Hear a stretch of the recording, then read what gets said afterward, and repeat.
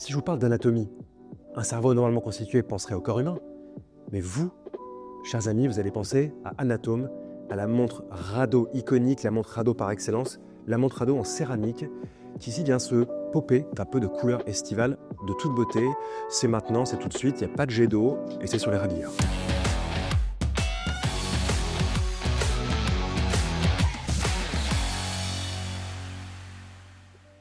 Chers amis, je vais commencer par un petit rappel historique. Vous savez que Rado n'est pas né Rado. En fait, Rado était une marque déposée en 1928 par une entreprise qui s'appelait Schlup & Co, qui produisait des pièces de montres par-ci, par-là.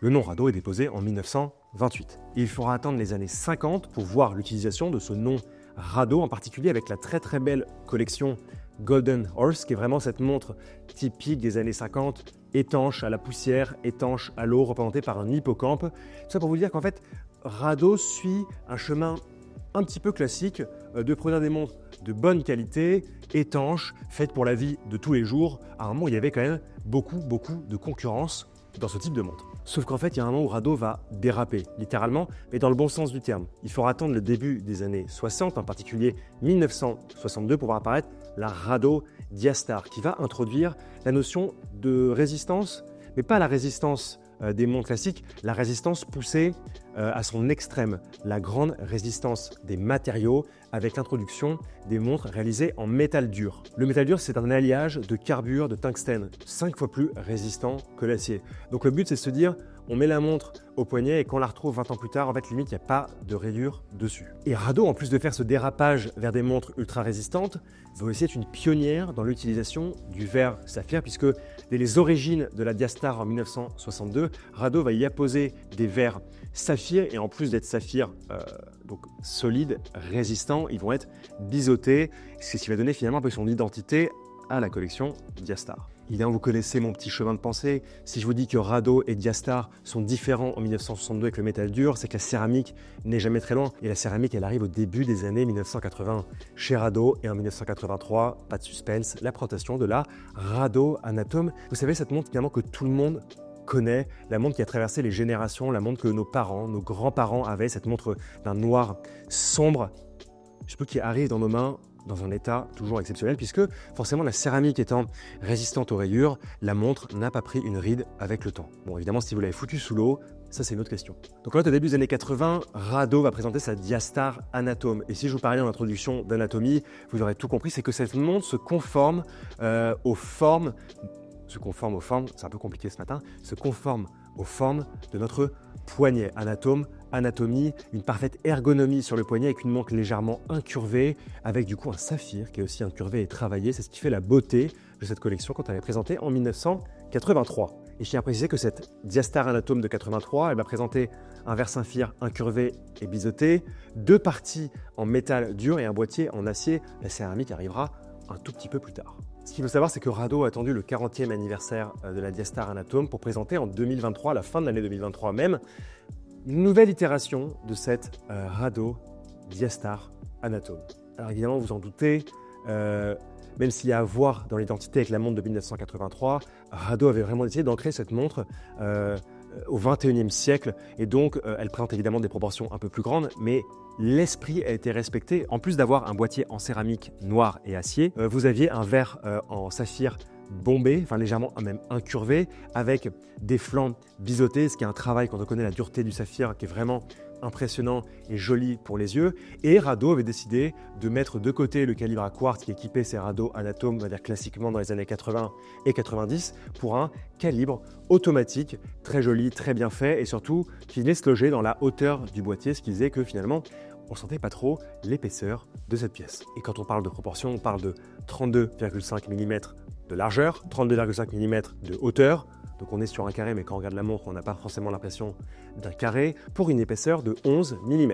À l'intérieur de ces Anatomes de 2023, comme les Anatomes dont je vais vous parler aujourd'hui avec ces petites éditions colorées d'été fort agréables, on trouve le calibre automatique, mécanique, donc un remontage automatique, Rado R766 de base ETA, mais qui est évidemment bien retravaillé par Rado. On apprécie évidemment la forme d'encre de la masse oscillante et ces petites finitions bien délicates. 72 heures de réserve de marche, et pour le reste, vous connaissez les innovations d'ETA en matière de mouvement. C'est plus que bien, et ici, le mouvement est visible à travers une glace saphir. Pour cette nouvelle collection d'été, donc, on va avoir un petit peu d'amertume en bouche avec l'information de 3 nouveaux cadrans.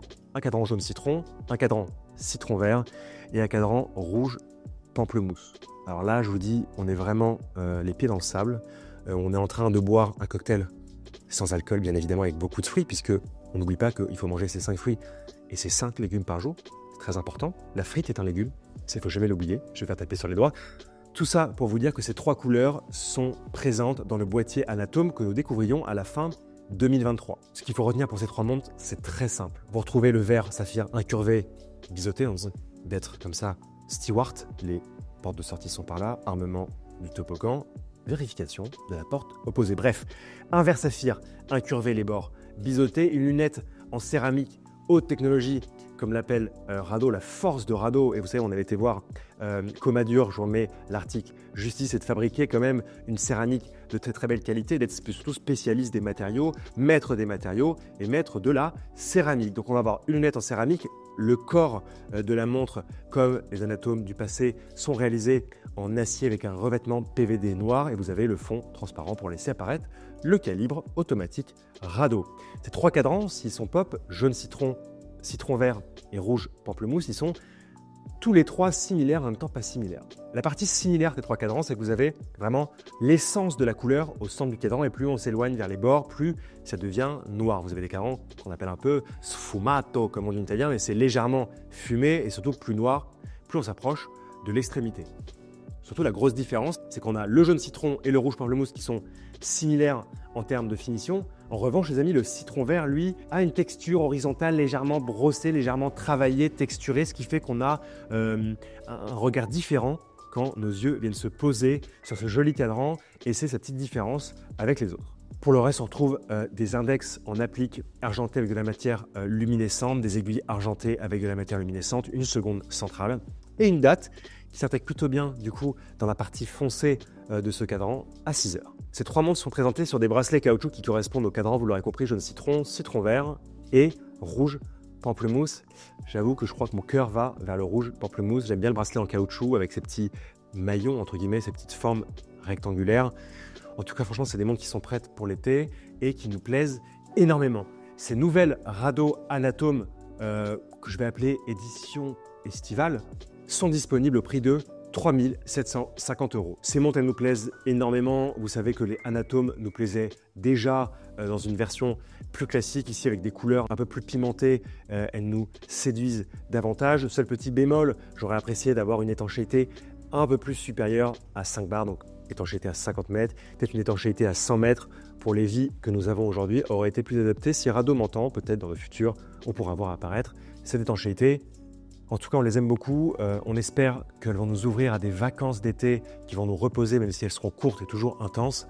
On vous aime beaucoup et surtout dites-nous ce que vous pensez de ces nouveaux coloris, de ces nouvelles Rado Anatome, parce qu'elles ont charmé nos cœurs. Merci.